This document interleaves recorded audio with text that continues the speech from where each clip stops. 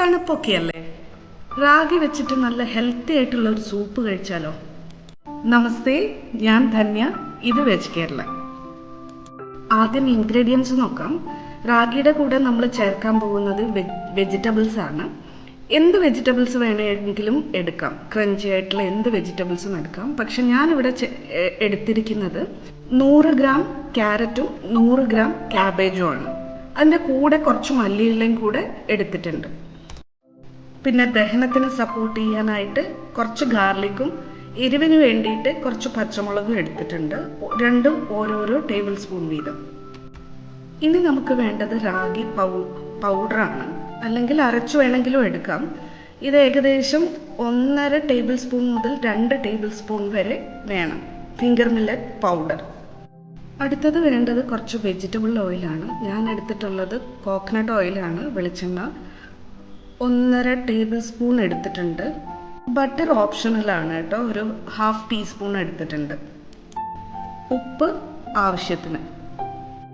ഈ ലിസ്റ്റിൽ പറയാത്ത ഒരു ഇൻഗ്രീഡിയൻറ്റും കൂടെ ഞാൻ ചേർക്കുന്നുണ്ട്, അപ്പം സ്കിപ്പ് ചെയ്യാതെ അവസാനം വരെ വീഡിയോ കാണണം കേട്ടോ.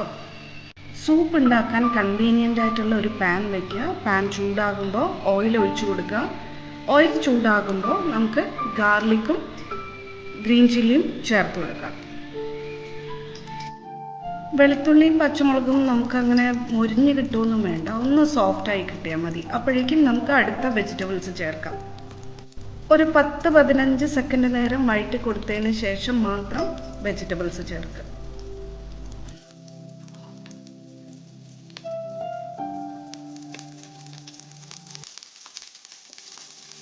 ഇതപ്പോൾ വെജിറ്റബിൾസ് ചേർക്കാൻ സമയമായിട്ടുണ്ട്. ഞാൻ ക്യാരറ്റും ക്യാബേജും ചേർത്ത് കൊടുക്കുകയാണ്. എന്നിട്ട് അതും ഒന്ന് സോഫ്റ്റ് ആവുന്നത് വരെ ഒന്ന് വഴറ്റി കൊടുക്കുകയാണ് കേട്ടോ. മുരിഞ്ഞ് കിട്ടേണ്ട ഒരാവശ്യമില്ല. ഒന്ന് ഗ്ലാസ് ടെക്സ്ചറോ അല്ലെങ്കിൽ ഒന്ന് വെന്തു എന്ന് തോന്നിയാൽ ഉടനെ നമുക്ക് അടുത്ത സ്റ്റെപ്പിലേക്ക് മൂവ് ചെയ്യാം.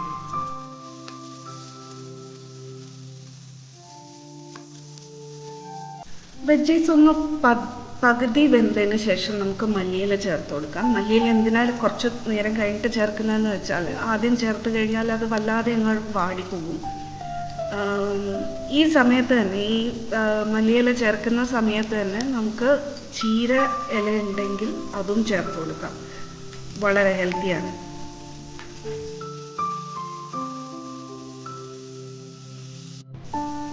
ഒരു 5 സെക്കൻഡ് മുതൽ 8 സെക്കൻഡ് വരെ ഒന്ന് വഴറ്റി കൊടുക്കാം, അത്രയും മതി. ഇനിയാണ് നമ്മൾ സീക്രട്ട് ഇൻഗ്രീഡിയൻറ്റ് ചേർക്കാൻ പോകുന്നത്. വേറൊന്നുമല്ല, സോയാ സോസാണ്. ഇതിന് സോയാ സോസിൻ്റെ ആവശ്യമില്ല, പക്ഷേ സോയാ സോസ് ചേർത്ത് കഴിഞ്ഞാൽ നമ്മുടെ ചൈനീസ് ടേസ്റ്റ് കിട്ടും. അപ്പോൾ ആ ടേസ്റ്റ് ഇഷ്ടമുള്ളവർ മാത്രം ഇത് ചേർത്താൽ മതി കേട്ടോ. എനിക്കിഷ്ടമാണ് പേഴ്സണലി പറഞ്ഞു കഴിഞ്ഞാൽ, ഒരു നല്ലൊരു ടേസ്റ്റ് കിട്ടും. അധികം ചേർത്ത് പോകരുത്. സോയാ സോസിനും ഉപ്പ് അംശം ഉള്ളതാണ്. അപ്പം നമ്മൾ സാധാരണ ഉപ്പ് ചേർക്കുന്നതും ഇത് ചേർക്കുന്നതും ഒരുമിച്ച് ഉപ്പ് അധികമായി പോകാതെ സൂക്ഷിച്ച് വേണം ചേർക്കാൻ. ഇനി ഇതിലേക്ക് ഉള്ള വെള്ളത്തിൻ്റെ അളവാണ് നമുക്കറിയേണ്ടത്. 2 ടേബിൾ സ്പൂൺ പൊടിക്ക് 1 ലിറ്റർ വെള്ളം വേണം. പിന്നെ ഒരു 1/4 ലിറ്റർ വെള്ളം പൊടിയുടെ സ്ലറി ഉണ്ടാക്കാനും വേണം. ഈ 1/4 ലിറ്റർ വെള്ളം എന്ന് പറഞ്ഞു കഴിഞ്ഞാൽ അത് തിളപ്പിച്ചാറിയ വെള്ളമായിരിക്കണം, ഒരു ഇളം ചൂടുള്ള വെള്ളം ആയിരിക്കണം കേട്ടോ. ഇത് ഇപ്പോൾ 250 ml കപ്പിൽ 4 തവണയായിട്ട് ഞാൻ 1 ലിറ്റർ വെള്ളം ഒഴിക്കുകയാണ് കേട്ടോ.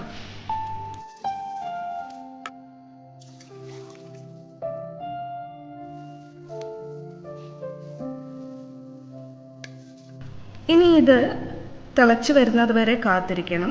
അപ്പോഴേക്കും നമുക്ക് പൊടി തിളപ്പിച്ചാറിയ വെള്ളം ഉപയോഗിച്ച് ഒരു ചെറിയ കട്ടകളൊന്നും ഇല്ലാത്ത ഒരു ചെറിയ തിക്നെസ്സിലുള്ള കുഴമ്പ് രൂപത്തിൽ ആക്കിയെടുക്കാം.